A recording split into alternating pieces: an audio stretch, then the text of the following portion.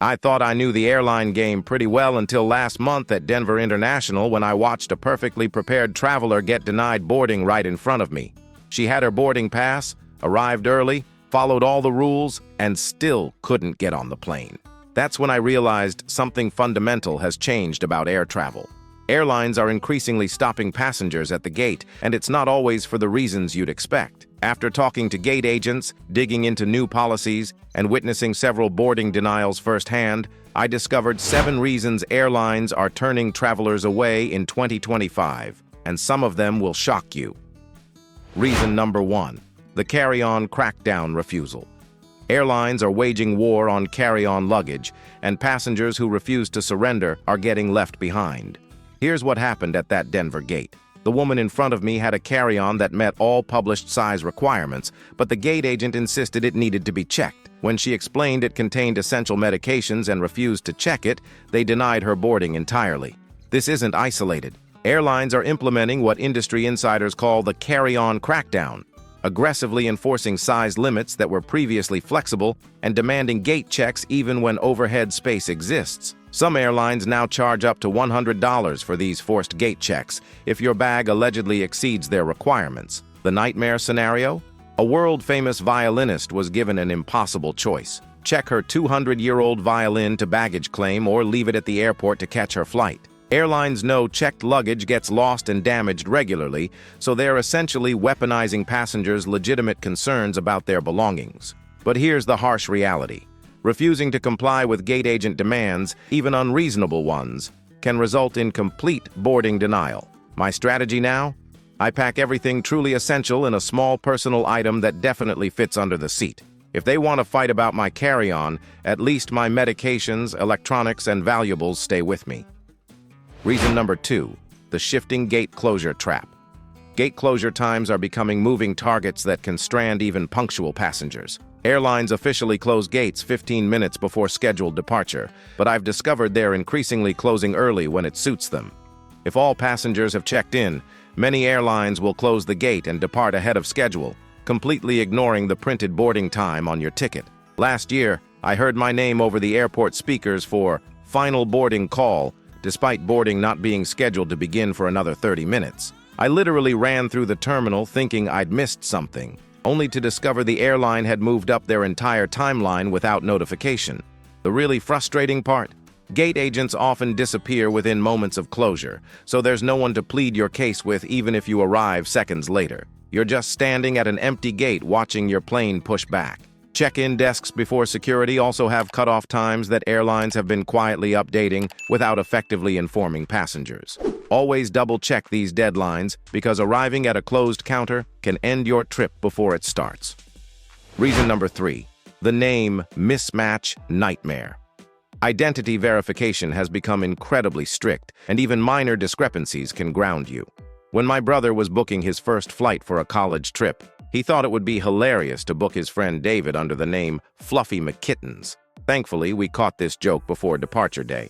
It cost him a $100 name change fee, but that was infinitely better than David showing up at the airport and being denied boarding for having a ticket that read Fluffy McKittens. The security protocols are unforgiving. Your boarding pass name must exactly match your government-issued ID. Something as simple as using a nickname instead of your full legal name can cause problems. Ollie instead of Oliver, Meg instead of Megan. I know someone named Francesca who couldn't travel to France with her family because her ticket was still in her maiden name while her passport reflected her married name. A simple oversight that ruined a family vacation. Always use your exact passport or ID name when booking, including middle names when possible. It's better to be overly precise than to discover the mismatch at the gate when it's too late to fix. Reason number 4: the facial recognition resistance. New biometric technology is becoming mandatory for some flights, and opting out can leave you grounded. Airports across the U.S. are rolling out facial recognition systems that scan your face and match it to government databases instead of checking physical documents. For domestic flights, you can still opt out and have documents verified manually. But here's where it gets tricky. For international flights, the rules are different. U.S. citizens, permanent residents, and a few other categories can still opt out. However, if you're not in an exempt category and refuse to use facial recognition technology, You likely won't be able to board that international flight. I experienced this system recently flying back from Dallas, and honestly, it was impressively fast. The camera at the gate took my photo, matched it to my passport photo in seconds, and I walked onto the plane without showing any documents. But I understand the privacy concerns that make some travelers want to avoid it entirely. The challenge is that opting out of mandatory biometric screening can result in significant delays or complete boarding denial, depending on your citizenship status and destination. Reason number 5, the behavioral assessment failure. Airlines are making subjective judgments about passenger fitness to fly, and their standards are stricter than ever. Gate agents and crew members have broad authority to deny boarding to anyone they deem unfit to fly. This includes obvious issues like visible intoxication or illness, but also extends to more subjective assessments about behavior, dress code violations, or perceived attitude problems. I've witnessed passengers denied boarding for wearing clothing deemed inappropriate, sometimes for outfits that seemed perfectly reasonable. Others have been refused boarding after arguing with crew members or showing what agents interpreted as signs of aggressive behavior.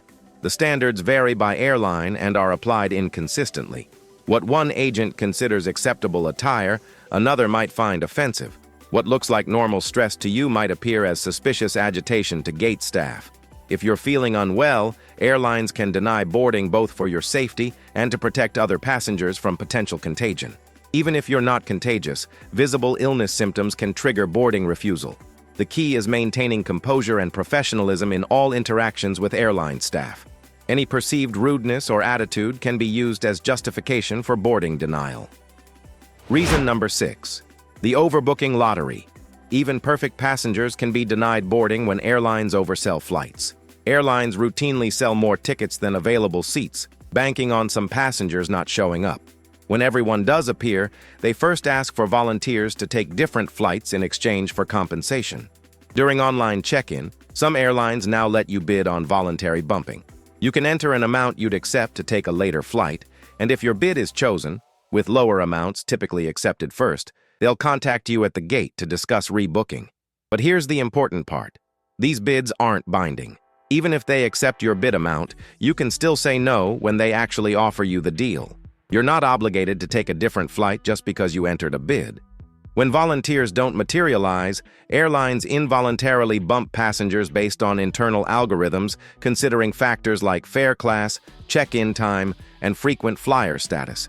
You can follow every rule perfectly and still get selected for removal. If you're involuntarily denied boarding due to overbooking, you're entitled to significant compensation, sometimes hundreds or even over $1,000 depending on the delay length and your ticket price.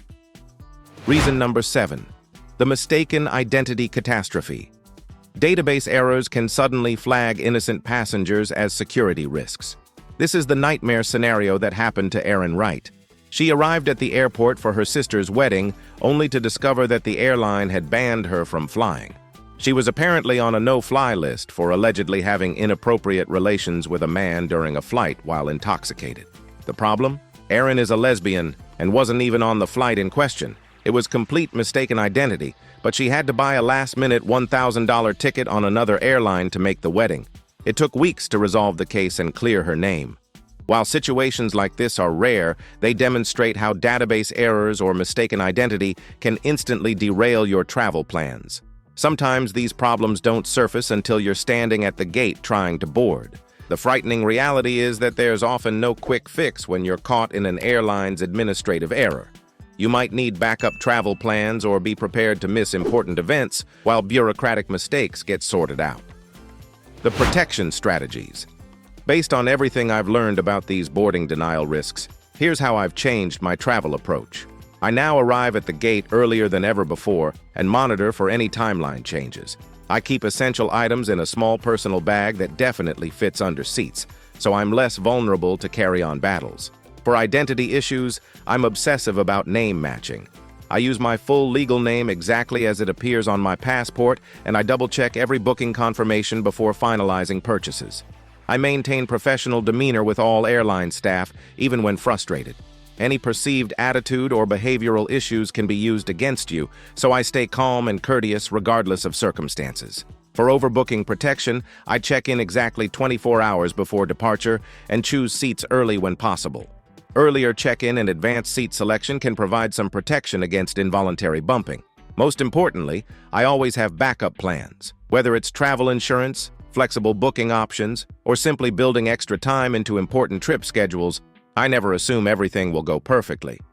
Which of these boarding denial reasons surprised you the most? Have you experienced any of these situations personally, or watched other passengers get denied boarding for reasons that seemed unfair or unexpected? I'm especially curious about the facial recognition technology.